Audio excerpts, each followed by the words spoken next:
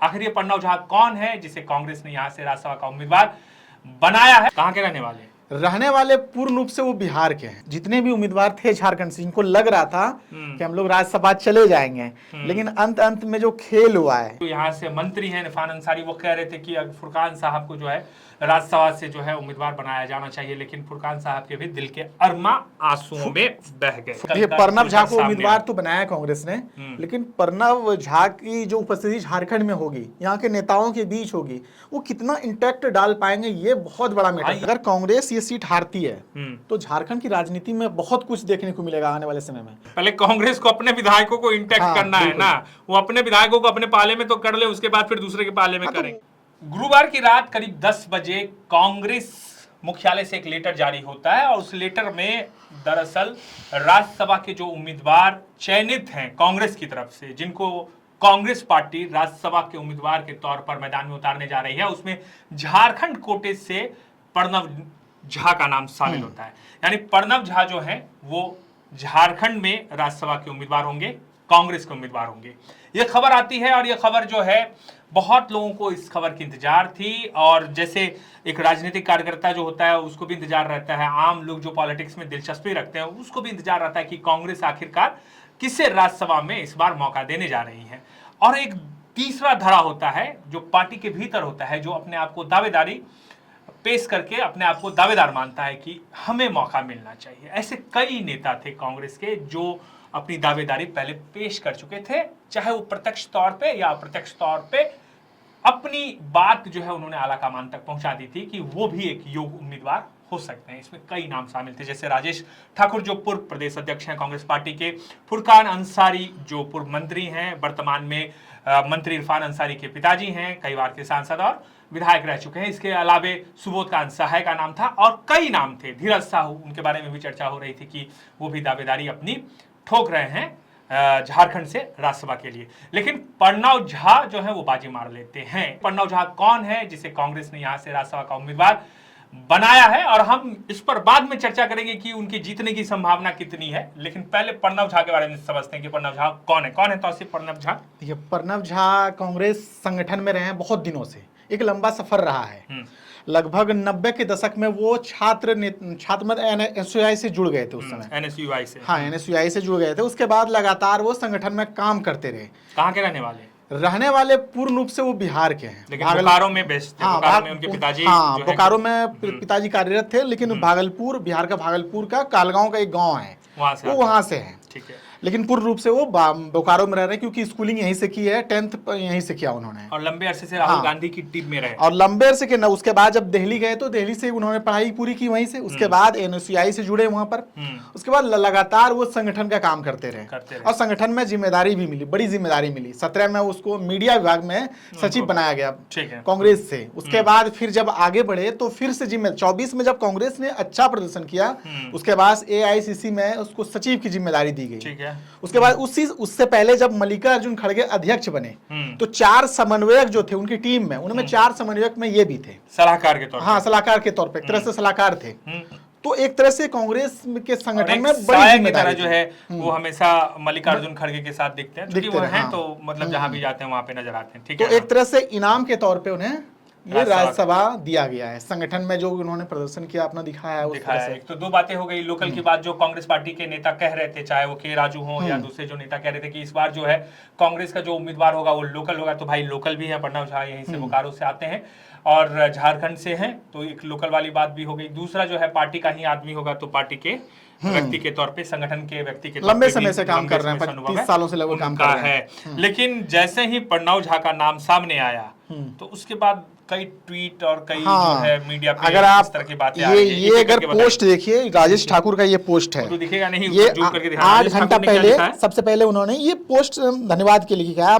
आप सभी साथियों का सहयोग, समर्थन और सम्मान के लिए आभार, धन्यवाद और शुक्रिया। ये 8 घंटे पहले पोस्ट है। राजेश ठाकुर ने ऐसा क्यों लिखा? हाँ, अब देखिए ये पोस्ट तंज में है। इसके बाद जब किरकिरी होगी पार्टी में, उसके बाद एक और पोस्ट इनका आता है, राजेश ठाकुर का। हाँ, राजेश ठाकुर का एक और पोस्ट आता है। क्या है? राजेश ठाकुर का एक और पोस्ट आता है ये। अब यहाँ पर वो शुभकामनाएं दे रहे हैं अभी 8 घंटा पहले, जबकि एक पोस्ट है उनका 1 घंटा पहले इन्होंने ये कहा कि कांग्रेस नेतृत्व द्वारा राज्यसभा चुनाव के लिए अधिकृत सभी उम्मीदवारों को बधाई एवं शुभकामनाएं। लेकिन इससे पहले जो कल मतलब आज सुबह में ये जो रात में ही ये पोस्ट है।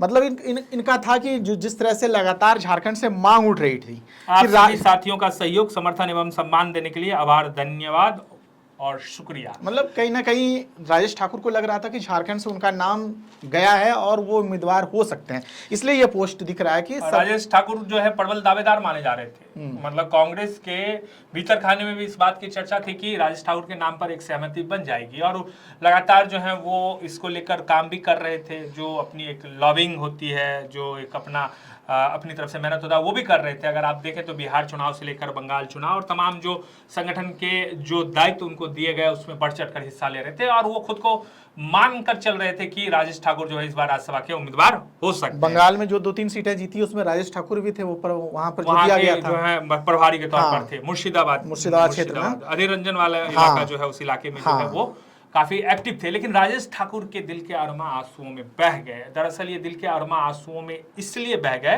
क्योंकि मल्लिकार्जुन खड़गे, मेरी जानकारी में यह है कि राहुल गांधी भी चाह रहे थे कि राजेश ठाकुर यहाँ से उम्मीदवार हो। आपके पास क्या सूचना है? देखिए, सूचना तो अभी है कि सभी जितने भी उम्मीदवार थे झारखंड से, इनको लग रहा था कि हम लोग राज्यसभा चले जाएंगे, लेकिन अंत में जो खेल हुआ है तो इसमें मल्लिकार्जुन खड़गे का वीटो जरूर काम देखिए, मल्लिकार्जुन खड़गे की भी बात इसलिए है कि कांग्रेस पार्टी, देखिए कांग्रेस पार्टी लगातार प्रयास कर रही है कि वो आए, लेकिन आप समझिए कि कांग्रेस पार्टी को भी तो ये समझना होगा ना कि कांग्रेस पार्टी के जो, हम किसी के पैरोकारी यहाँ पे नहीं कर रहे हैं, हम ये बता रहे हैं कि कांग्रेस के भीतर क्या चल रहा है। मतलब कांग्रेस के भीतर खाने क्या कुछ चलता रहता है, उनके नेताओं के बीच अंदरूनी क्या कुछ चलता रहता है। देखिए, मल्लिकार्जुन खड़गे के बेटे जो हैं वो शायद, मुझे लगता है जहां तक ध्यान में, गृह मंत्रालय उनको दिया गया, कर्नाटक में। प्रियांक खड़गे, हाँ वो खड़गे, वो उनको दिया गया, गृह मंत्री बनाए गए हैं। खुद जो है वो अध्यक्ष हैं और उनके सलाहकार जो है यहाँ से राज्यसभा के उम्मीदवार बनाए गए हैं। और राजेश ठाकुर जैसे जो व्यक्ति हैं उनको पहले ये दर्द महसूस हुआ कि ऐसा कैसे हो गया, लेकिन फिर बाद में उनको लगा कि संगठन में है, पार्टी में है, तो इसकी भरपाई करना चाहिए, तो उन्होंने सबको शुभकामनाएं दी। लेकिन इकलौते नेता है जिन्होंने शुभकामनाएं दी। लेकिन कमाल की बात ये भी है कि इसमें से मतलब मंत्रियों का मैं एक करके, हाँ मैंने सबका देखा है, आप एक एक करके दिखाता हूँ। नेहा शिल्पी तिर्की का अगर आप इनकी आईडी को निकालते हैं तो इनमें कल से एक पोस्ट आज ट्विटर पे एक पोस्ट है आज ट्विटर पे, आप देखिए कि हाँ, तो ये स्थिति है झारखंड में। हर एक मंत्री, मैं एक एक करके सभी का दिखा रहा हूँ, सभी मंत्रियों का।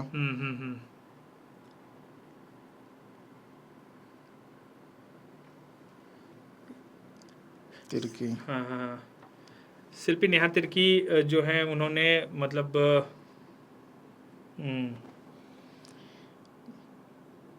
1 घंटे पहले पोस्ट है एक पर्यावरण दिवस को लेकर, उसके बाद कल एक पोस्ट, मतलब इनका पोस्ट नहीं है। चलिए इस पे जाएंगे। मंत्रियों की तो बात करेंगे, मंत्री तो खैर करे नहीं करे, लेकिन एक और जो लंबा चौड़ा जो एक आया है लिफाफा सोशल मीडिया में, फुरकान साहब की तरफ से, फुरकान अंसारी, बहुत लंबा पोस्ट है ये। कांग्रेस पार्टी के फुरकान साहब को लेकर भी लगातार बातचीत हो रही थी। उनके बेटे जो यहाँ से मंत्री हैं इरफान अंसारी, वो कह रहे थे कि फुरकान साहब को जो है राज्यसभा से जो है उम्मीदवार बनाया जाना चाहिए, लेकिन फुरकान साहब के भी दिल के अरमा आंसुओं में बह गए। फुरकान अंसारी का बात इसलिए भी होना चाहिए कि लगातार वो गोड्डा से लोकसभा चुनाव लड़ते रहे। उसमें 4 में पढ़िए ना, ये लिखे क्या है? इसमें देखिए, पूरी जिंदगी कांग्रेस पार्टी को मजबूत करने, संगठन को सींचने और समाज को जोड़ने में लगा दी।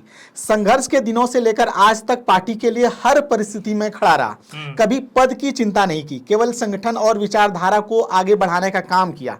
लेकिन हालिया निर्णय ने मुझे गहरी चोट पहुंची। दुख इस बात का नहीं कि कोई पद नहीं मिला, बल्कि पीड़ा इस बात की है कि दशकों के समर्पण, संघर्ष और योगदान को नजरअंदाज कर दिया गया।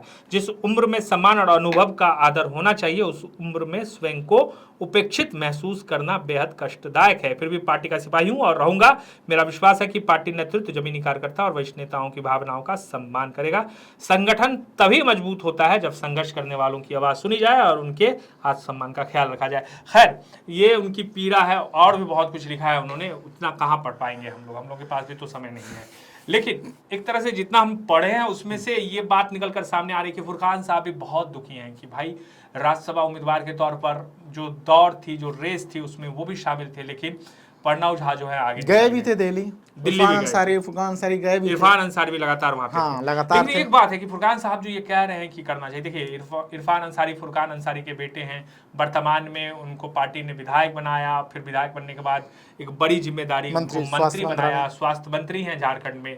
अब क्या चाहिए और क्या चाहिए तो दरअसल फुरकान अंसारी के साथ जो कांग्रेस ने कमिटमेंट किया था बहुत दिनों से, तो उनको लग रहा था कि इस बार राज्यसभा उनको मिल जाए। कमिटमेंट कब से, आप सोचिए कि 4 में वो सांसद बने थे, 9 में निशिकांत दुबे वहां से जीते और मात्र 6000 वोटों से हारे थे 9 में।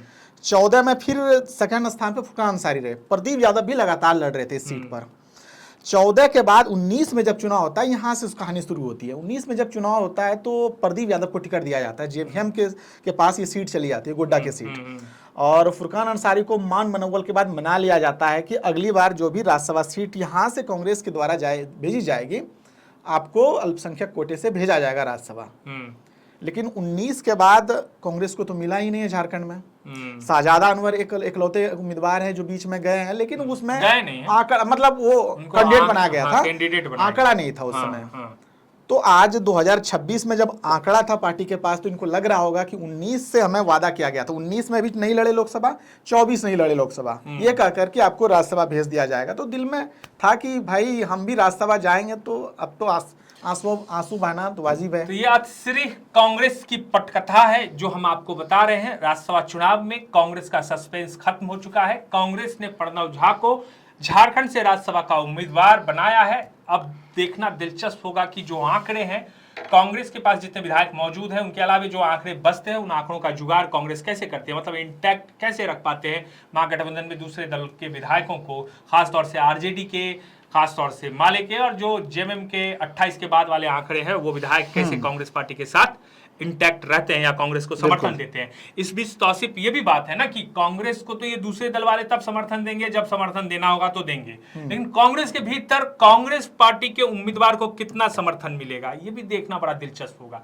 सोचिए कि कांग्रेस ने किसी उम्मीदवार को मैदान में उतारा और कांग्रेस के भीतर से ही दर्द वाले जो एहसास हैं वो निकल प्रणव झा को उम्मीदवार तो बनाया कांग्रेस ने, लेकिन प्रणव झा की जो उपस्थिति झारखंड में होगी, यहाँ के नेताओं के बीच होगी, वो कितना इंटैक्ट डाल पाएंगे, ये बहुत बड़ा मैटर करेगा। ये तो उनके लिए चैलेंज होगा कि वो किस तरीके से, अब दूसरे विधायकों की तो बाद में बातचीत होगी, पहले वो अपने विधायकों को कैसे इंटैक्ट रखते हैं, अपने पक्ष में करते हैं, ये भी देखना दिलचस्प होगा। दूसरे दल जेएमएम, माले या आरजेडी की तो बाद में बात होगी, पहले तो उनको अपने दल के जो विधायक हैं उनको इकट्ठा करके रखना पड़ेगा। मुझे जो लग रहा है इसमें कि प्रणव झा जी जो है वो ज्यादातर पर्दे के पीछे रहे हैं, नहीं वो एक तरह से थिंक टैंक रणनीतिकार के तौर पर उनकी पहचान, तो कभी आगे नहीं रहे, तो लोग कार्यकर्ता जान नहीं रहे। अब क्या स्थिति है कि निचले स्तर पर कार्यकर्ता सोचते हैं कि जो नेता हमारे लिए लड़ रहा है जमीन पे, वो संघर्ष कर रहा है, आंदोलन में जा रहा है, हर चीज में जा रहा है, उनको राज्यसभा भेजना चाहिए, जो लगातार मांगे उठ रही थी कांग्रेस से। ठीक है,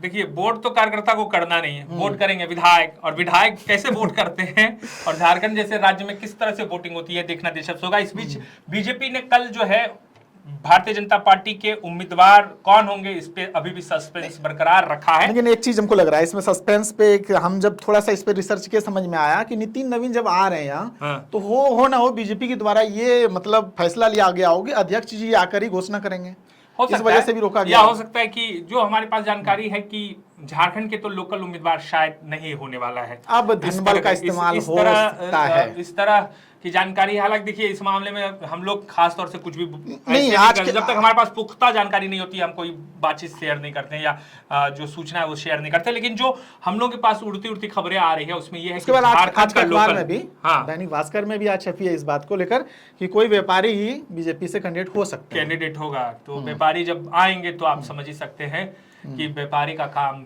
क्या होता है, खरीद फरोख्त होगा, फिर व्यापारी तो ये काम करते हैं। वो तो उस पर भी हमारी नजरें रहेगी। फिलहाल ये कांग्रेस की कथा थी, और कांग्रेस की कथा ये थी कि कांग्रेस के कई जो लोकल यहाँ के उम्मीदवार थे या जो दावेदार थे वो ये मानकर चल रहे थे कि इस बार राज्यसभा जाने का मौका उनको मिल सकता है, लेकिन आखिर में वो कहीं ना कहीं पिछड़ गए। खासतौर से राजेश ठाकुर और फुरकान अंसारी जैसे जो कद्दावर नेता हैं वो रेस में काफी आगे चल रहे थे, लेकिन वो पीछे छूट गए। प्रणव झा को मौका मिला है। प्रणव झा के लिए चुनौती है कि वो कैसे अपने विधायकों के साथ साथ महागठबंधन के जो दूसरे दल है उनके विधायकों को अपने पक्ष में करते हैं। इसमें एक चीज और जोड़ना चाहूंगा कि अगर कांग्रेस ये सीट हारती है तो झारखंड की राजनीति में बहुत कुछ देखने को मिलेगा आने वाले समय में।